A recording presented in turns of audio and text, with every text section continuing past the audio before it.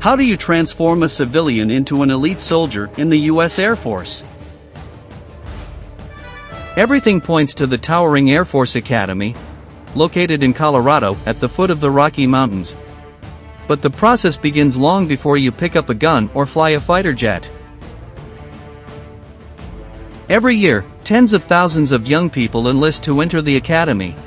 But only 10% manage to complete the physical examination and the different selection instances. After a lot of effort, they are notified that they have been accepted and are informed of the date on which they must appear at the base. To reach that moment, they have to make many sacrifices, but only at that point do the real turmoil begin. In this new military aviation video, we are going to learn about the initial training of the young cadets of Uncle Sam's Air Force, the farewell to civilian life to begin a career linked to the skies and war.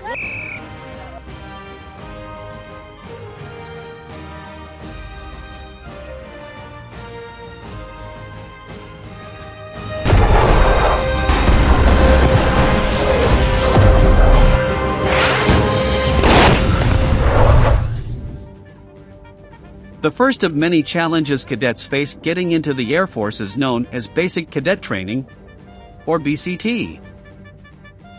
It is a 6-week program that seeks to transform new recruits from civilians into military personnel, a necessary step to complete the 4-year program for officers of the force. The BCT is specially designed to push the physical, mental and emotional limits of new cadets, in the hope that they will result in highly disciplined professionals, sort of like pressing coal into diamond. This initiatory training begins with the Day of Processing, or I-Day according to its name in English, which is usually held in the last days of June to coincide with the last high school and university graduations. In the common area, the relatives of the cadets say goodbye to them. In the internal gym, the young recruits take the oath, a ceremony that includes speeches, some shouting, and the delivery of contrails, a 192-page manual that they have to memorize. The hugs and congratulations do not last long. Once their entry is confirmed, the cadets are received by officers and cadets of higher classes who will instruct them during the following weeks. This second group is called the cadre, the first voice of authority that cadets must obey. Surely you saw it in movies. They are those officers who shout to each other with specific orders and who put pressure on the young soldiers. A member of the cadre also explains to them the 7 basic responses they can give to their superiors. Yes, sir. No, sir. No excuses, sir. Sir, may I speak? Sir, can I ask a question? Sir, I don't understand. And sir, I don't know. Yes. It is a fundamental tradition in the manners and courtesies of the force, and facilitates communication between officers and cadets. No, sir. After a bus ride to the main facility, a cadre member calls out a few final words. If you are not ready to leave comfort and safety behind, stay on the bus. But if you are prepared to strive for something bigger than yourselves and defend your country, get off right now. The officers practically push the young cadets to their rooms. As the cadre indicates, it is essential to leave behind the comforts of civilian life and adjust to the new challenge that lies ahead. In this period, the command voice is used a lot, that demanding and almost shouted tone that seeks to push the serenity and response capacity of the cadets to the limit. Of course, each order must be answered with one of the 7 basic responses, without looking at the ground, but also without making eye contact with the officer in charge, unless of course he requests it. On the floor are gray markings indicating where each cadet should stand, guides for practicing posture and steadiness. Shouting and shrill commands are also common. For many entrants this comes as a shock, but this is expected by the Air Force. No excuses, A concept that is repeated is that of legacy. When you got off that bus, you took a step that all members of the Air Force have taken in the past. Do not disappoint those who came before you, shouts one of the officers. Cadets are escorted to Vanderburg Hall, where they receive a cap indicating their graduation year, which they must wear throughout their stay at the academy.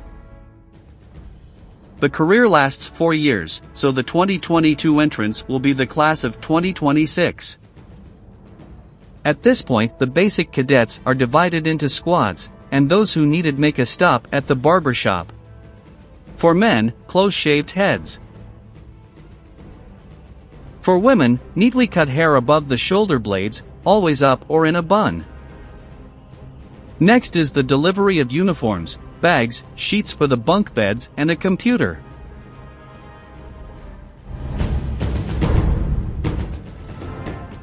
The training of the rookie cadets of the United States Air Force is divided into 2 stages. The first lasts 24 days and includes the admission processes, medical tests, and presentation of protocols.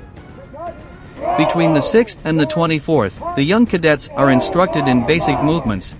They are physically prepared and have theoretical classes on the history of force, customs and courtesies, and the military justice code. This portion of the apprenticeship ends with a demonstration of Air Force capabilities by the officers, a glimpse of what cadets will be able to do in a couple of years. The second part of the course runs from days 25 to 38, and focuses on the physical preparation of recruits at the Jacks Valley facilities, a rural area where cadets' abilities are pushed to the limit in order to give them confidence in their strength and teamwork skills. In this part, they also receive tactical training in small units and have a first contact with firearms. The BCT concludes with the acceptance parade, an event that marks the transition to the academic year for the entrants. A final lesson on the values and ethics of the force is given in a conference, to then carry out the oath of adherence to the Code of Honor of the United States Air Force, a lifelong contract that cadets sign with their obedience and righteousness. What follows are 4 years of challenges with the goal of becoming the best soldiers on the planet. Training at the academy is completely free, but cadets commit to a 5-year service upon graduation. Additionally, young people receive a monthly salary of approximately $1,200, many choosing to save and receive most of their pay upon completion of their degree. You may be wondering what happens to those Air Force cadets who fail to complete their entrance course objectives. The first thing you should keep in mind is that, beyond the use of the command voice and constant physical tests, the officers provide all the tools so that their subordinates can complete the challenges in the best way.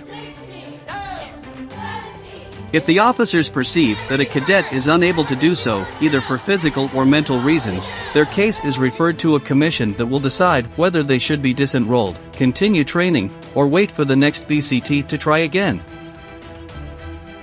These are just the first steps in a long and difficult career full of challenges. If you want to find out how the training of Air Force cadets continues, leave us your comment below the video. We also invite you to subscribe and activate notifications to be aware of our news.